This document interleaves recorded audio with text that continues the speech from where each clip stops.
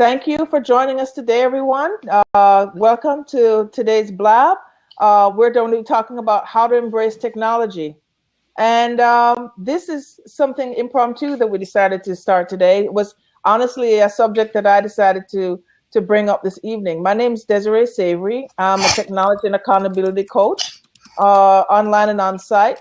Marki and Jay and Carrie are here. I'm going to let them introduce themselves to you. Marki? Hi, my name is Marki Lemons-Ryhal. I am a social media speaker who also happens to be a licensed managing broker and a realtor member.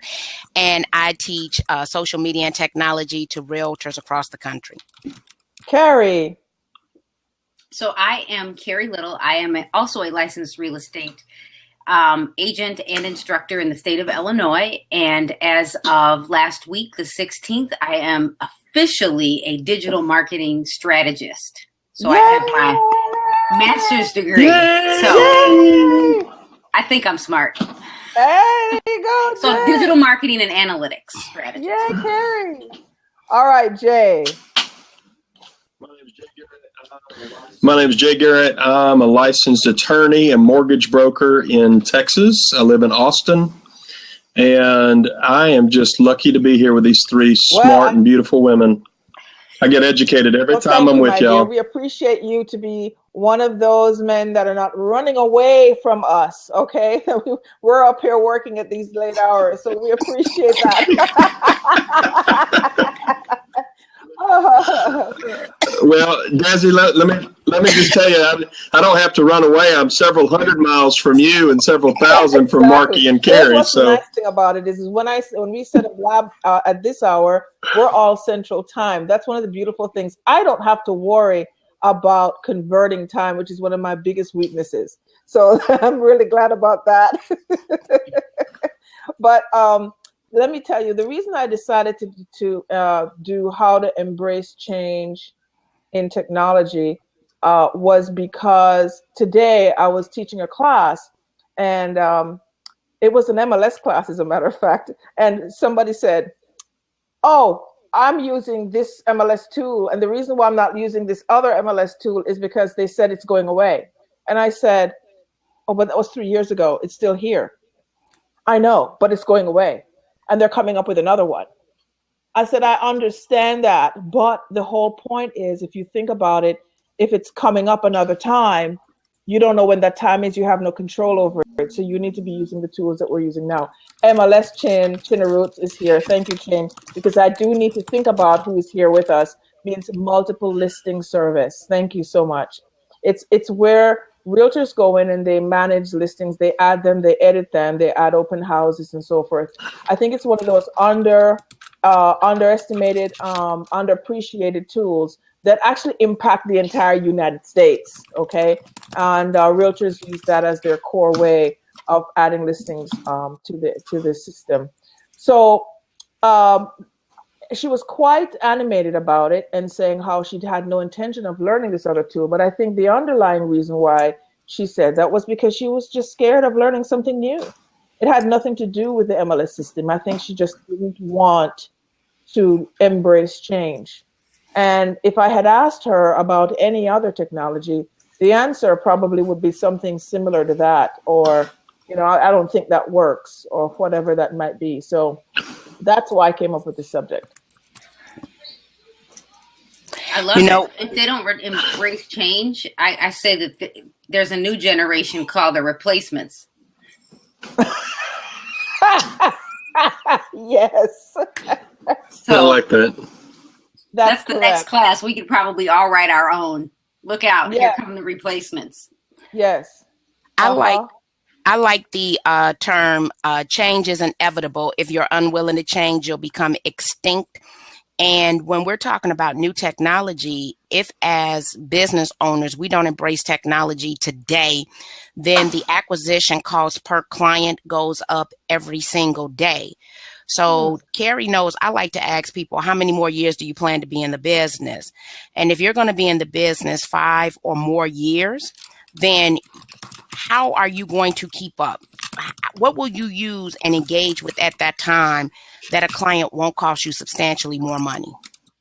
That's correct. As a matter of fact, one of the, for example, using multiple listing service as an example, in a technology, any technology you're using, one particular platform, I support both platforms that we were talking about. Simple reason is you have both. Why would that be? Well,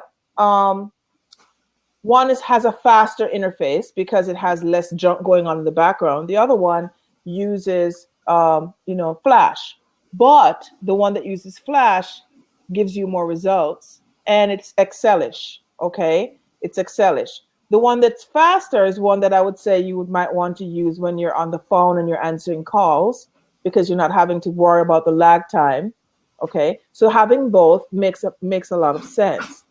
Being able to create reports or auto notifications for your clients, you want to go with something that's going to give an immediate response to your clients rather than waiting 24 hours. So knowing the differences makes a big difference in the technology world with the different platforms you're using.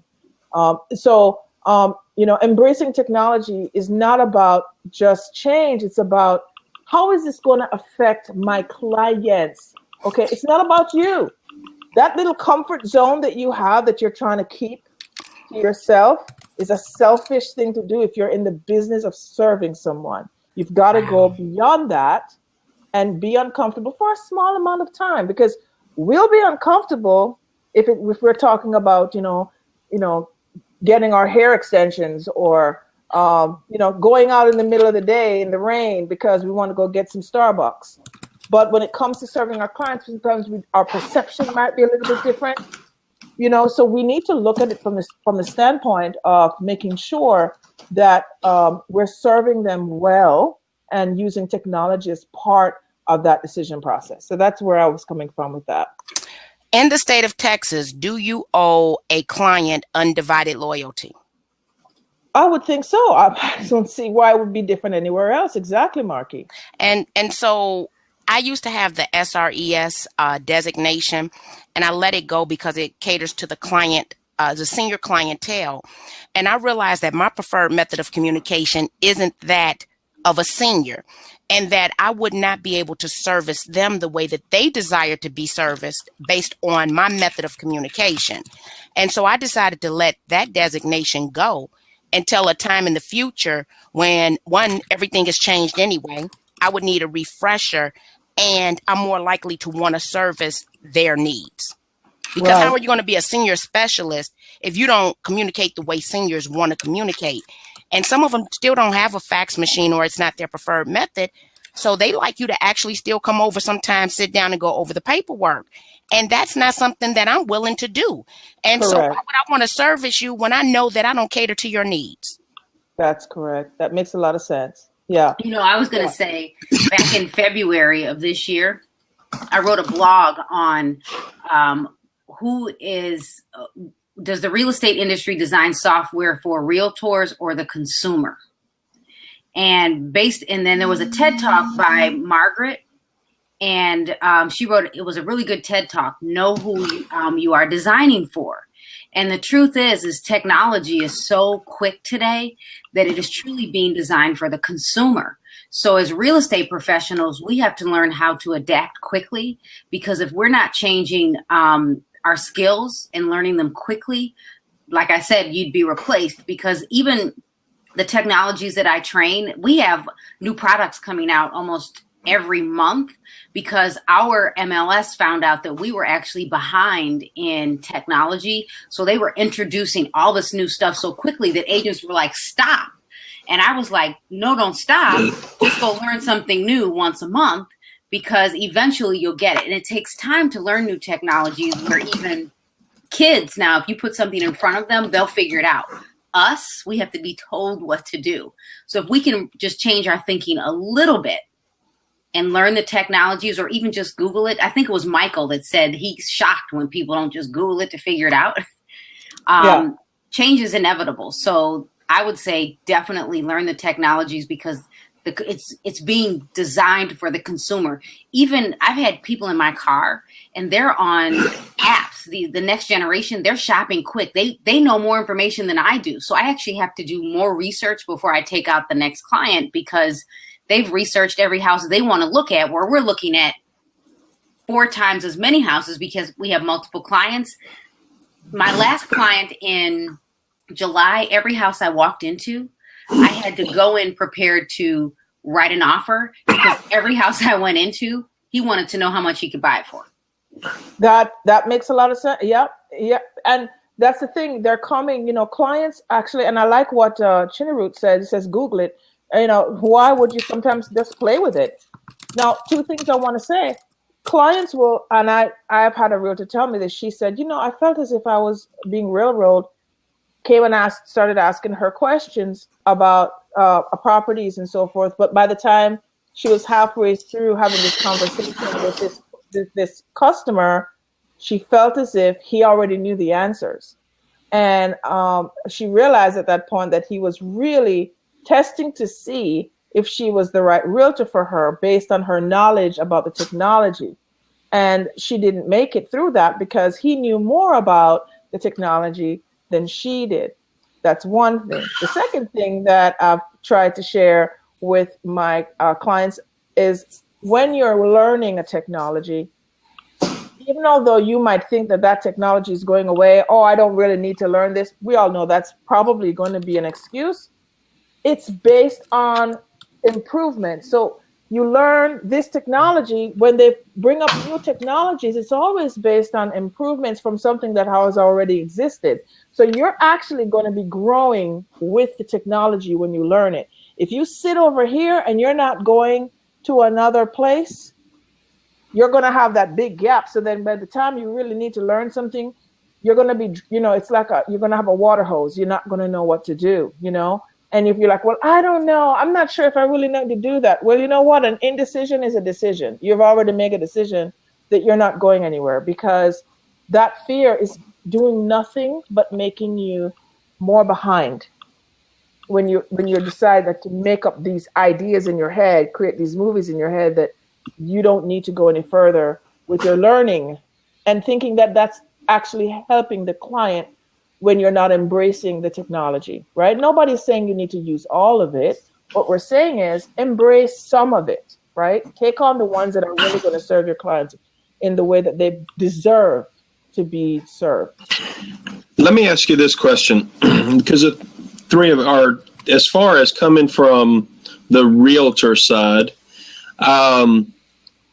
what would it be like if you asked your client, the potential buyer, or even the seller, what their expectations were? What's their level of expectations? Like, I know that you as a buyer, you can look on realtor.com, you can look up the MLS, you can look up, these sites, and there are a lot of inaccuracies, and I'm here obviously to give you the most accurate information possible. But what is it that you, what is it you're expecting from me? What are your thoughts on that? I like that. So what are we expecting from you as the consumer, as the client, or the customer, as the buyer? Yeah, as the client. What we expect you to do, number one, and I'm not a realtor, so I'm going to come right out and say it. Okay, the first thing that I would expect if I were one is for the buyer or the seller to respect that the realtor is a consultant, and they need to trust that particular realtor is coming prepared. But what about asking the buyer what they expect? If they're, if Carrie or Marki are, if they're sitting when they first talk to a buyer or even a seller, I'm just wondering how the approach would be, instead of trying to know everything, which is difficult to do. I mean, clearly you guys are the experts, just like you expect me to be the expert in my field. But what about asking the buyers or the sellers even, what is your expectation of, I think I know what I'm good at, and I think it's critical, my job, but what are you expecting from me? See, I think my concern with that is that most licensees don't understand that their job is not to sell real estate. It's agency. Mm-hmm. And we never have that discussion. But then more importantly, based on the average age of a realtor, which today is 57, Yeah, That's 57 amazing. years old, and I don't believe it's going to get any younger just based on a recent report that says the average person plans on staying another 2 years. And real estate, people don't leave for two reasons. Either A, they haven't properly planned for retirement, or B, it is the retirement job for other people. And so I see people every single day been on their job 25, 30 years, and they're coming into this industry and they have zero technology skills. Zero. And they're telling me in the door, I don't even know how I'm going to sell real estate because I don't understand none of the technology. What's a window? So I don't think we ask the question because we're not prepared for our job, whether it comes to agency and or the technology side of today's business, based on the average age of the practitioner. Why ask a question if you know you can't fulfill it? And I will tell you, it really depends on the real estate agent, because when I meet with you for the first time, I've never presented it that way, Jay, but I think I might. I'll test it for you, let you know how it goes. But most people come to me through social media or email. They don't. If you call me, I have a lot of questions for you because I already know that I'm not great on the phone. I can talk to you on the phone, but it's painful for me because I'm too busy. So when I sit with someone for the first time, I explain to them how I work. I explain agency to them, which most real estate agents don't. I explain to them how I get paid. And then we shop for homes. Then I talk to them about where they want to live, where they think they want to live. And then I give them other materials because they still need to do some homework. And then I tell them where to click, how to click. I show them how to use the technology. Depending on the generation, they're pretty good with figuring it out. But but the one thing I do ask is, how do you want me to communicate with you? Because if you tell me to call you, I'm going to call you. If you tell me to text or email, I'm going to text and email. If I come to your house to list your house and you have a real telephone and you have a flip phone and you invite me in to your kitchen and you give me coffee and water and you go to your garden and get me cucumbers, I know that it's going to be a different process. So I will adjust based on the client. And that's a wonderful thing, because it's a matter of asking, how do you like to communicate? You're adjusting to the client's needs. That's exactly why I like what Marki said about the SRES, And I like the idea of asking them what they expect of me, because I might learn something, because I might learn that they expect me to do all the research, and that might become a new discussion, because we can give you certain data, but it must be consistent forever. We have to be the source of the source. But I encourage every one of my buyers to call the school districts to get information, because at the end of the day, this is where their kids are going to go to school. I give them tips, ask them for school scores. Don't just rely on the internet. We know that everything on the internet is true. But I encourage them to go to their school districts, and I tell them to break it down based on category. Ask the school if they have magnet programs. Ask the school if they have special programs for special needs children. Tell them to ask for everything, because I found out in my school district that we have 3 categories for scores, but you don't know that if you don't know what to ask for. So I kind of educate them, but I do think I'm going to start asking what they expect from me, because I might learn something. Well, one of the things, the reason I asked that is because I think there's a level, I think you have to meet your clients where their expectations are.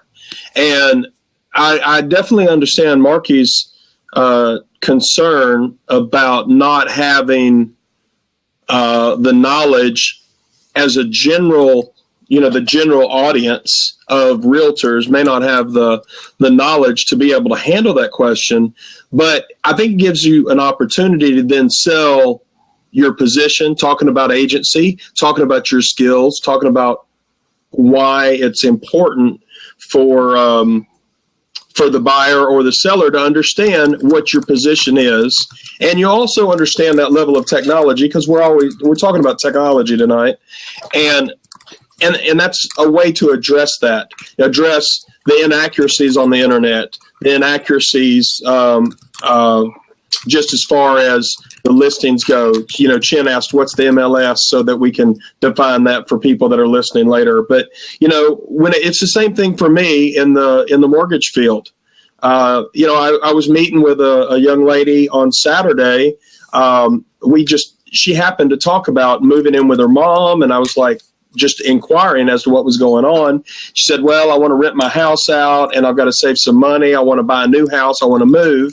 She says, and I said, well, that's what I do. And she's like, oh no, I didn't know that. So we started talking about it. And then she said, well, I really need to get all my ducks in a row and then I'll come and talk to you. And I said, no, that's exactly what people don't understand. You don't get your ducks in a row and then talk to your mortgage person. You talk to your mortgage person first so they can help you get your ducks in a row.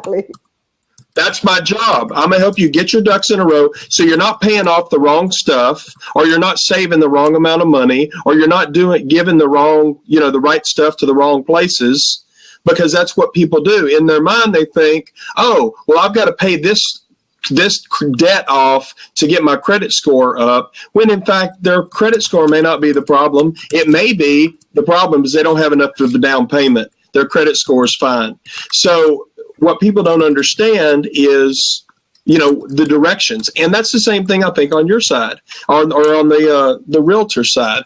You give them a level of explanation based upon their perceived expectation of the transaction, of the relationship, and then define it. Defining how the relationship should be, and you're letting them see your perspective and your expectations of them. And that, I think, will then present you as the expert that you are. That makes perfect sense. I like that. Those are my thoughts. I like that. Absolutely. But let me ask you this question, though, Jane. When I'm looking at people in your profession, because I came from your side of the business, are you finding that people today don't know how to sell or ask for the business? Yes. That is blowing my mind. Like, they don't ask for the business. Right. I've never seen so many loan officers have an issue with building rapport with realtors or licensed people. When I first came into the business, I came in from the loan officer side of the business. I went out with candy bars that had little sayings on them, right? I had granola bars. And I'm in the... I use lifesavers. Yeah, let me be a lifesaver. Popcorn, the Three Musketeers, whatever, right? And so I had little candy bars for every day of the week. I am cold calling on offices. And now I put loan officers in front of realtors. They have their undivided attention, and they still don't ask for the business. And I'm like, you just spent, a lot of money on this event. You are entitled to ask for business. And then they still want. It's because they're not feeling worthy, Marki, to ask for the business. Maybe you know what? Understanding enough about their own business to know how to ask for the business. Is it possible they don't know enough about their own company to ask for the business? I'm not going to say that. I'm not clear where the disconnect is, because when I'm in front of people, I'm going to get something from you to connect with. They don't know how to network. General face-to-face, first of all, they don't have tech skills, but then now they don't know how to network. And networking, I think, is a lost art. And you have to connect with people when you have them face to face. Hey, right. how do we get together again? And they're not asking for how do we get together again. They're not collecting business cards. They don't know what to do with the business cards. Yeah, that's right. They don't know what to do with. Hey, yeah, let me. There's Desi. There's a bunch of reasons why people don't close the deal. Don't ask for the sale. Let me tell you, in my law practice, this is funny. My law practice for about 15, 16 years, our primary clients were counties in the state of Texas.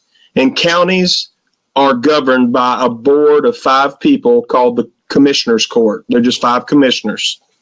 And you only have to have a unanimous vote, 3 votes, to get something passed. So in order to get a contract, The rule of thumb was you got to learn to count to 3. You got to get 3 votes. That's it. So that's the deal. Count to 3. All you got to do is count to 3. And there's so much fun doing the marketing when I was doing the marketing, because somebody would put in all the time on the relationship. They could never count to 3. They always counted to 2. So all I had to do was come in, find the 3rd vote, and ask for a vote. In fact, a lot of times they had 3 votes, but they didn't know that they had to ask. I was like, okay, well, we've met with the judge. We've met with 2 commissioners. We got 3 votes. Let's put this on the agenda. And they're like, okay, well, great. And then the partner that I'm working with is like, how'd you do that? I said, let's just put this on the agenda. That's it. You just ask for the sale. It's that simple. And it's the same thing as a mortgage broker. I had somebody who's an instructor here in Austin that was teaching a real estate class. She says, hey, one of my refreshment breaks is not covered. Would you like to come? I was like, I'd love to. She had 30 realtors there.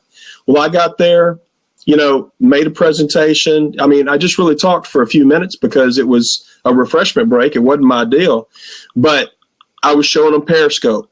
And I was like, and there's another thing that I'd love to show you guys is Blab, but we don't have time. And I said, but you know what?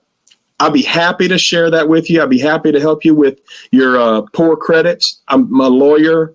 Told them what, and in about 2 minutes, told them what I did, why I'm an expert. And I said, call me. And if you have any fallouts with your previous lenders and they're saying that they can't do it, call me before you give up, because there's a lot of times I can help.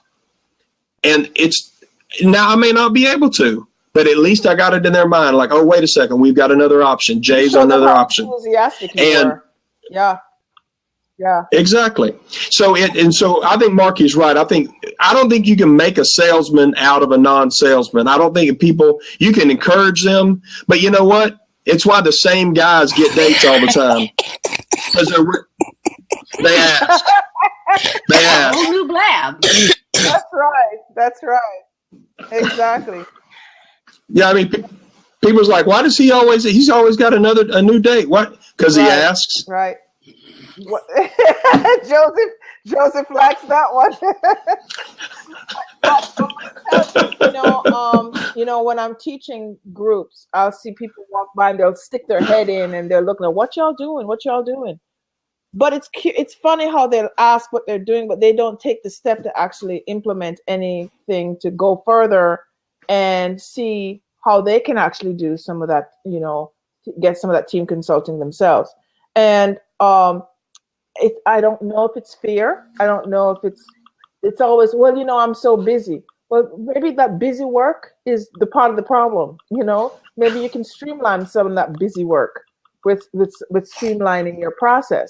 I'll tell you something. In the real estate industry, I do quite well with contact management. That is, and I'm not sure I understand why that's an issue. I don't understand why that's something that is not being taken a hold of. You're shaking your head, Marki. It's an issue. I'm laughing because I can't even think of the name of the program I was using back in the 90s. I've always collected people's contact information. It wasn't Excel. What was it? Act. It wasn't Act. It was Goldmine. Something like that. I have always been Access. I think it might have been Access. Access. I've always collected people's information, and like Infusionsoft, I just love it so much. And it's the one thing that I did not embrace, that at the moment I embraced it, you want to go back and just kick yourself in the butt. And we hear it time and time again. We just don't get it. But those that are successful do it. Right. Period. Right. It's probably the one thing that all successful people do. Yeah, you have to do your contact management, and I need to ask you. I teach Outlook. I know it inside out. I've been using it from the old industry all the way up. My thing is, I personally, just me, okay, I'm ready to get out of it. I feel like it's time for me to leave it, and I'm just wondering if any of you. I don't want to use a real estate software. I don't need that. I'm just wondering, what would you suggest? Have y'all have heard of Zoho?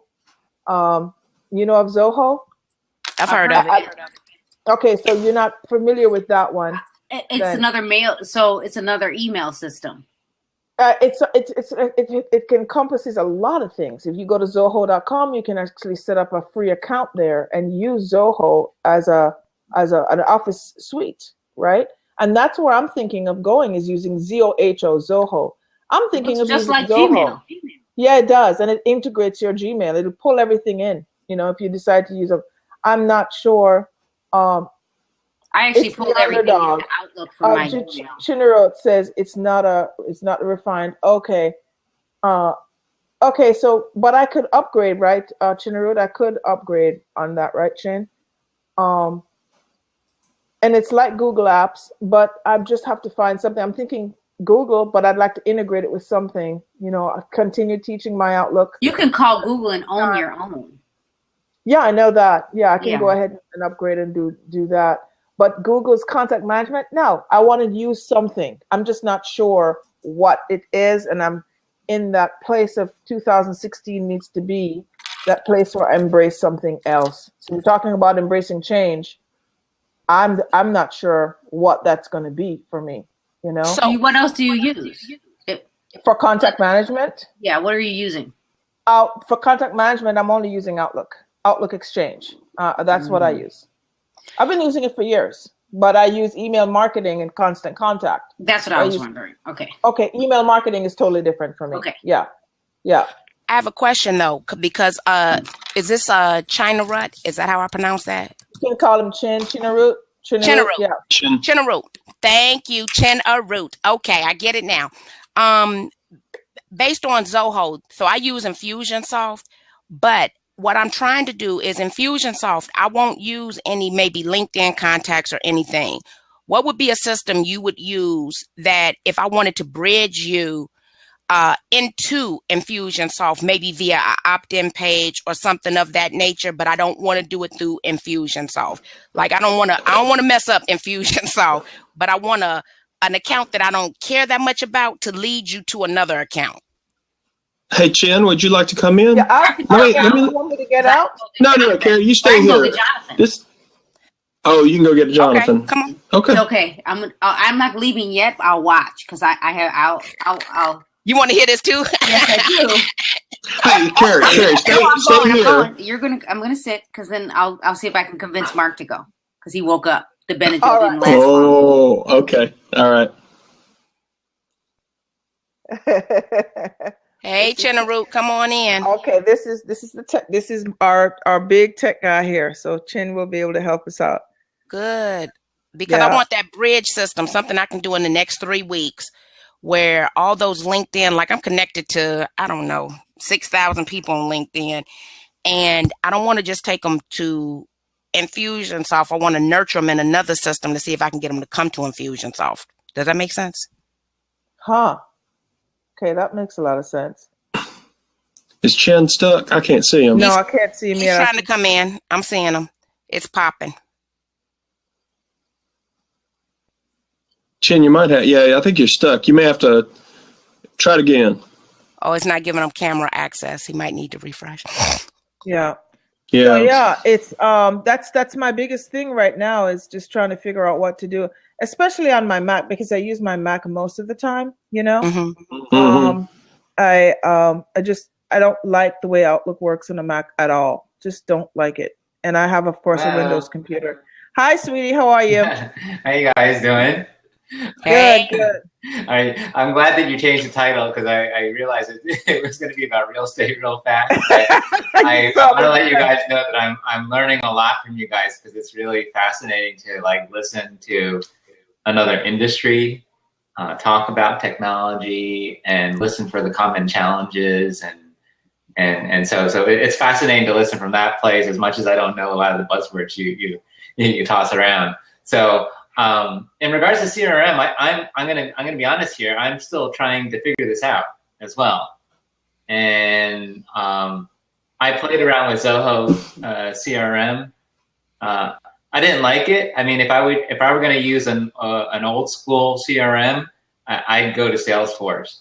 That's basically who they're trying to provide a 10 licenses for free if you're under an old school paradigm like Salesforce. Right. Okay. And so if you don't want to pay, the money for Salesforce, then Zoho might actually fit the bill for you because they try to copy aspects of it.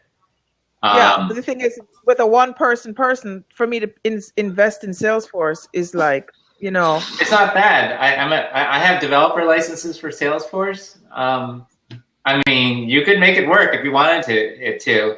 It really becomes a question of whether you want to use an old school platform or whether you want to go with something new.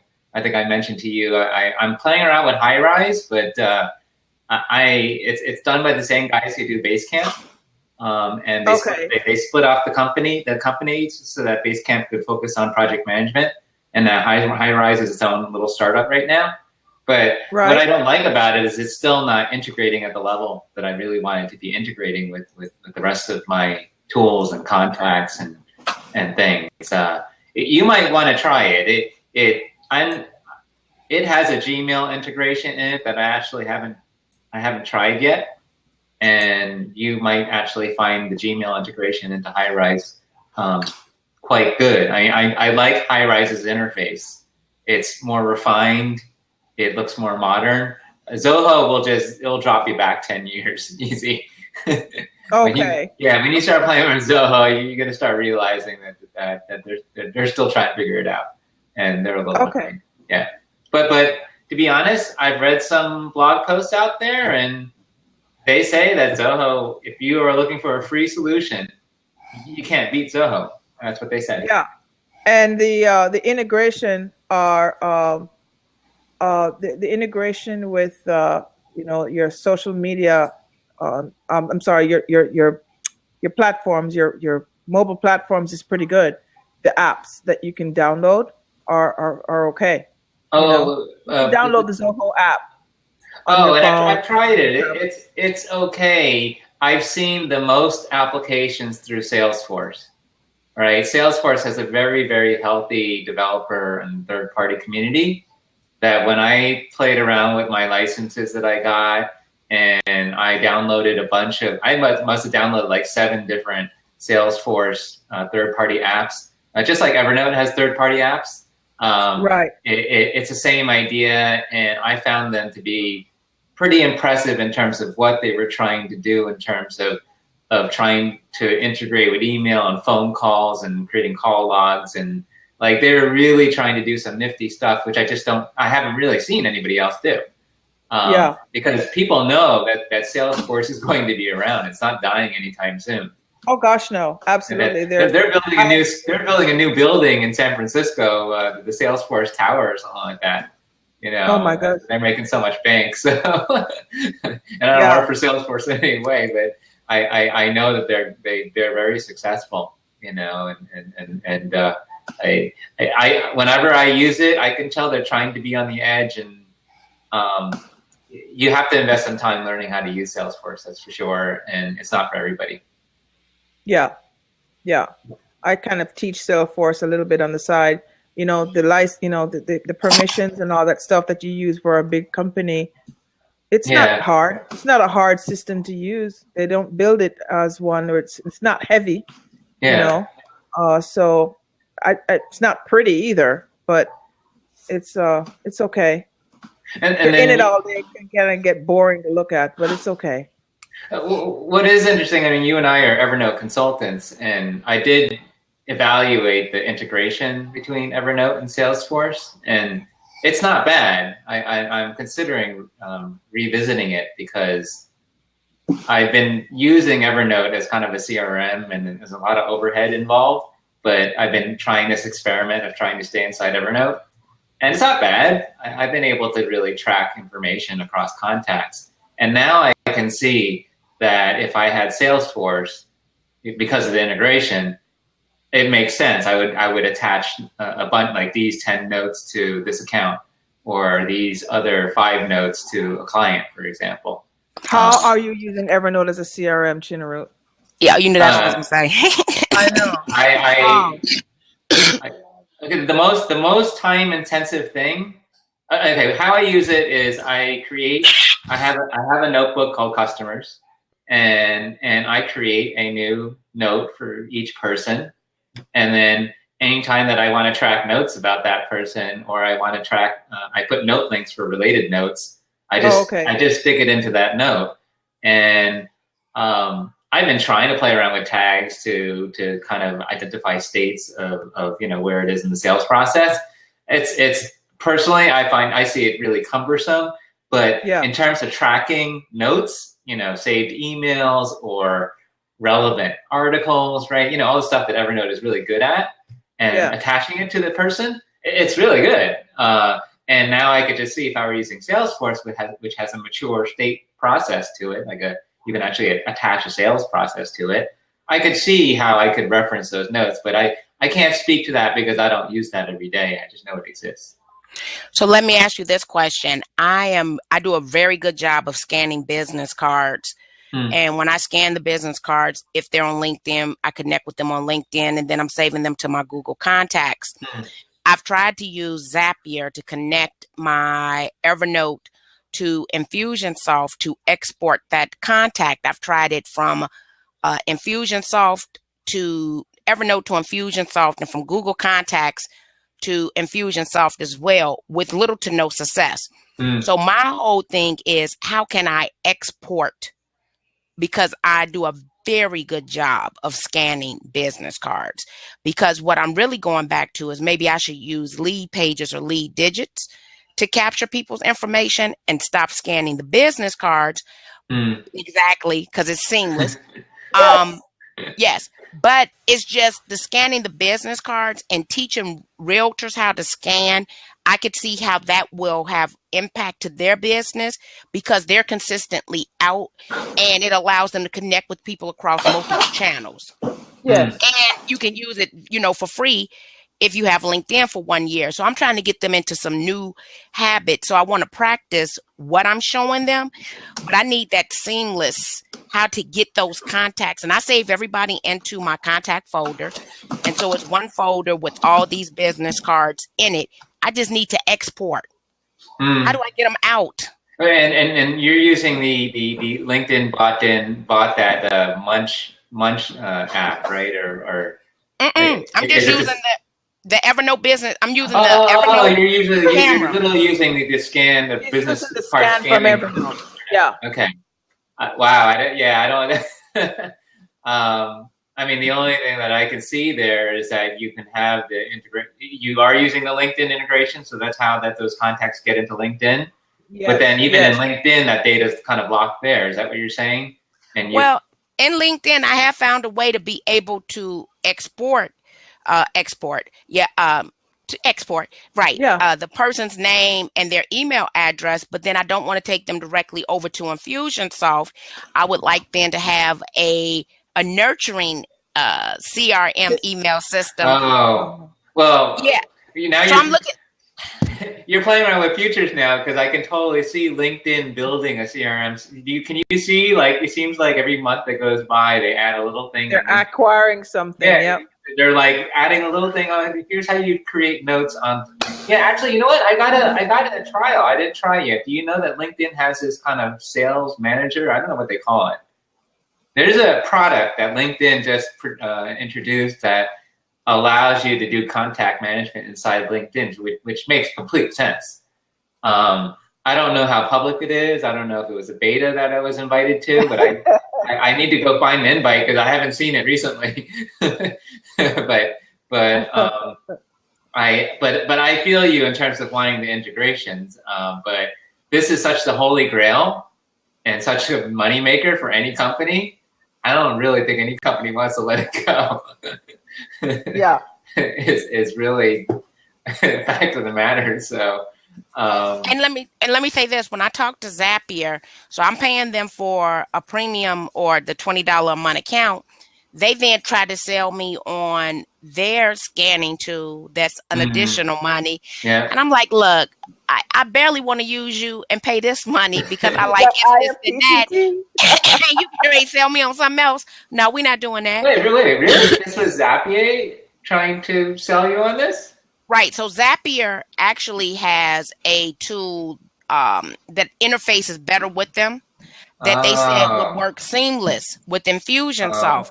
But I'm thinking I don't want to pay you in the first place. Now you want me to use another system to scan these business cards when I actually love the Evernote business card scanner. That's so backwards. I think IFTT honors that they're an integrations kind of a glue work kind of company.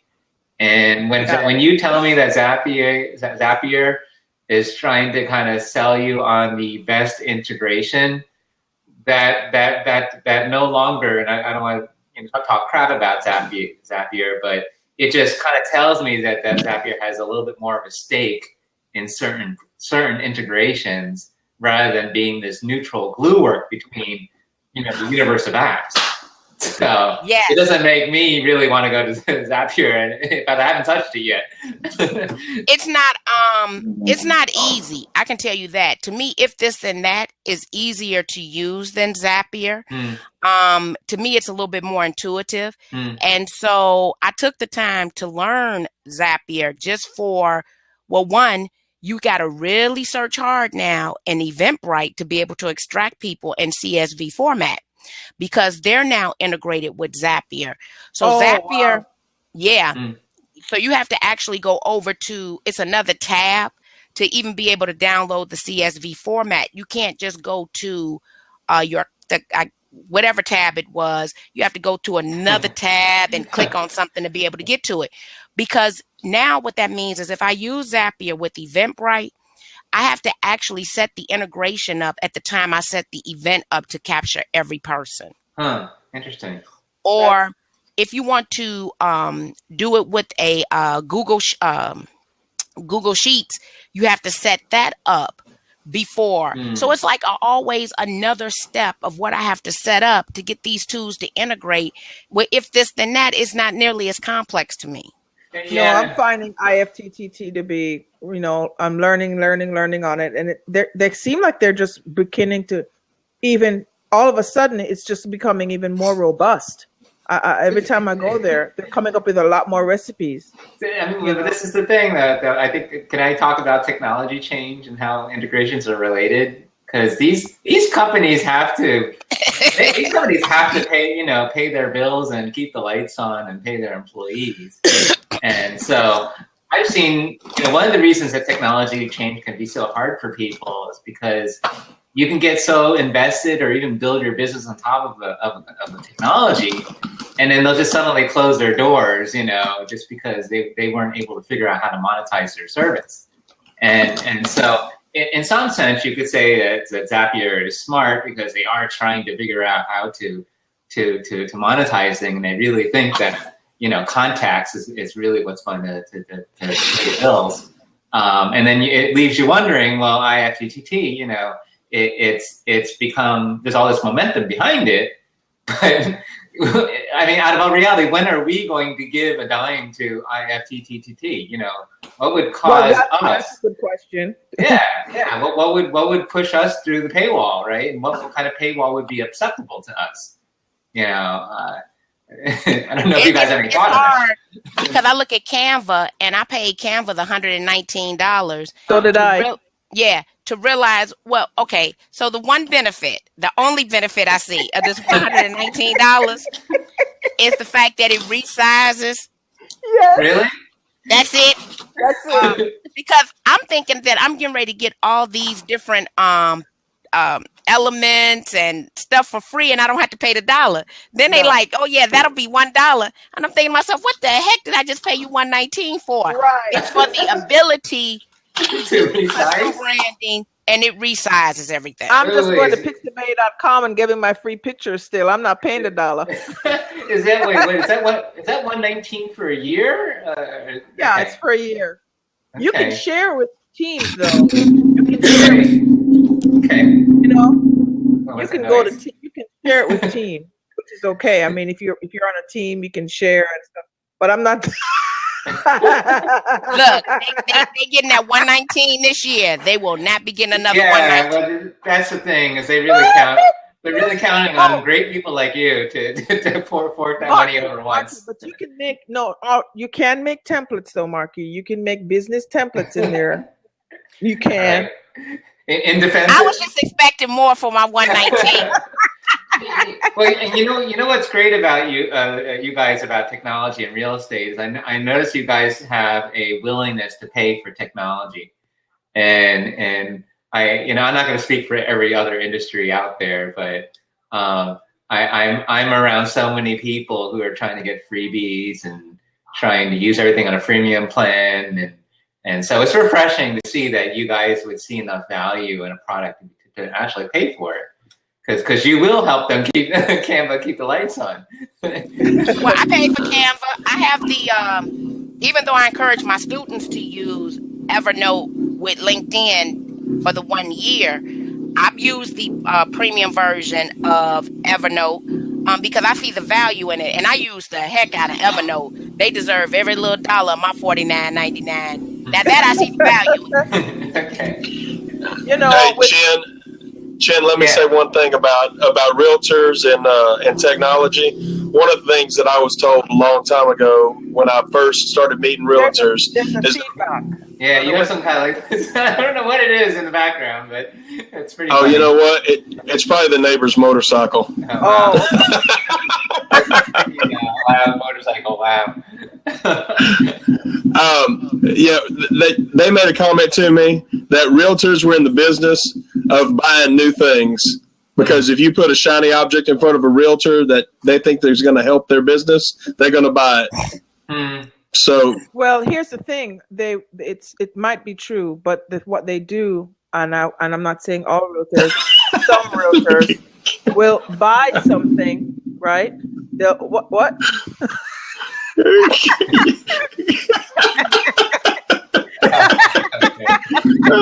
What they'll do is they'll buy something and expect it to jump out the box and do the job.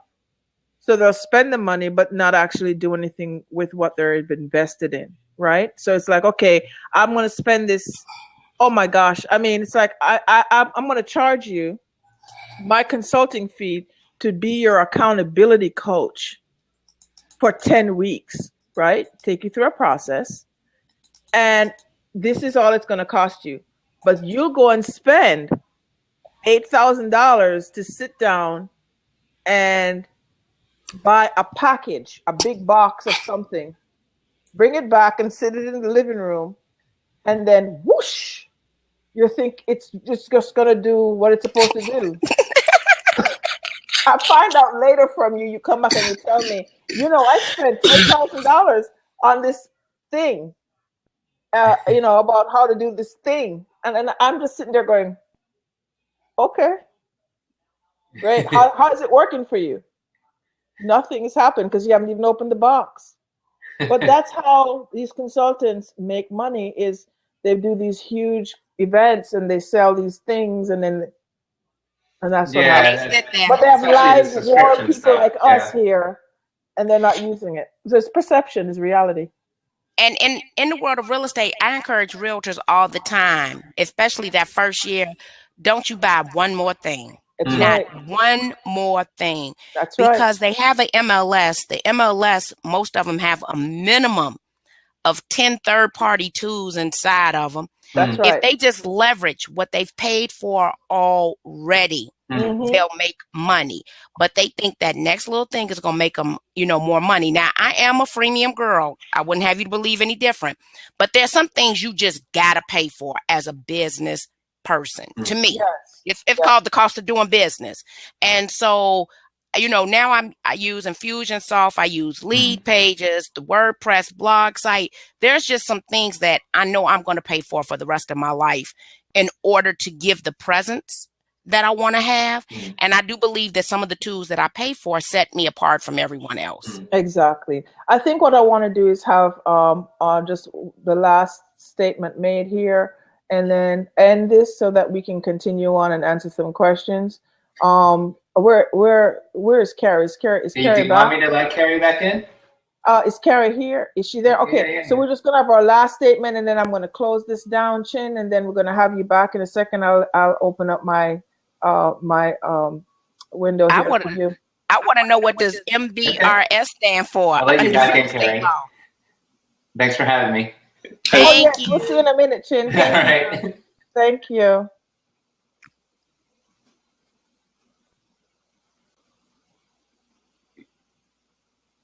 So in order to just respect everybody's time, I am going to stop this recording in a second. I just want to make sure that everybody gets their last statement in before we finish here. So I'm Desiree Savory. I'm a technology and accountability coach. We started this off just to talk about how you're supposed to embrace change in technology.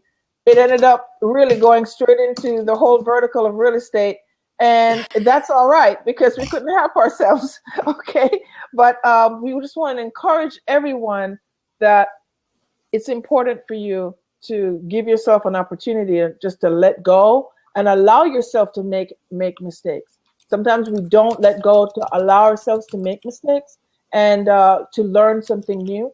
And you need to give yourself an opportunity to learn things. Those 3 words, I don't know, does not define who you are. So it's okay to say that you don't know. When you don't know something, go and find somebody who you trust and ask a question, and you'll be surprised where it's going to take you next. Marki, what do you have to say? I think that for seasoned professionals who don't want to embrace technology but know that they're going to be in the business 5 years or longer, it is time for them to hire someone who does embrace technology. My only concern is once that person learns the business and they have the technology skill, why would they need you? So at the end of the day, we have to embrace technology and change in order to stay relevant and in order to stay in this business. Thank you so much. Carrie, what do you have to say, darling?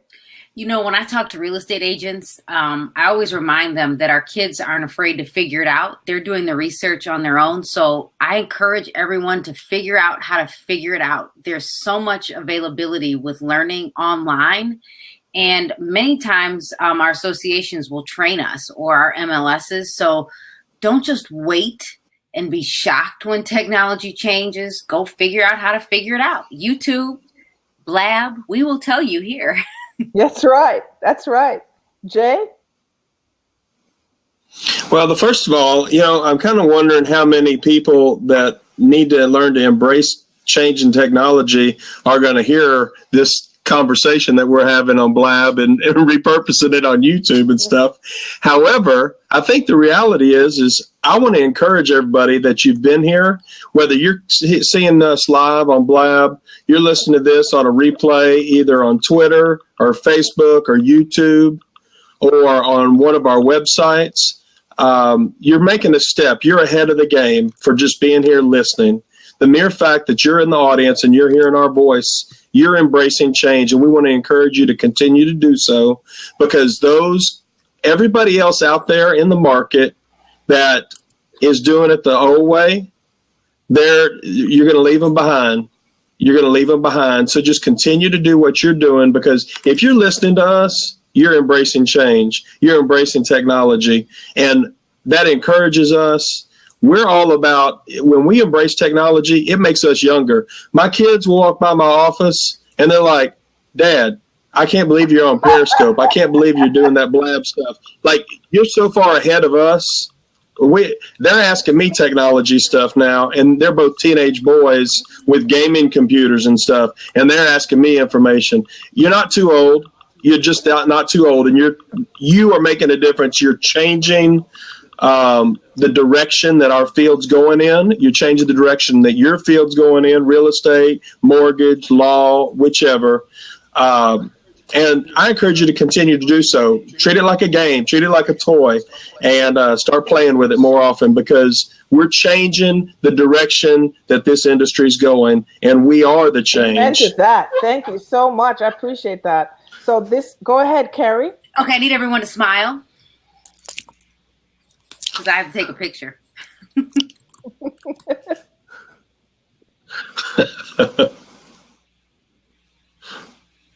Okay, we're good. All right, we've got our little picture taken, and because then you can go repurpose it and make it the post on YouTube.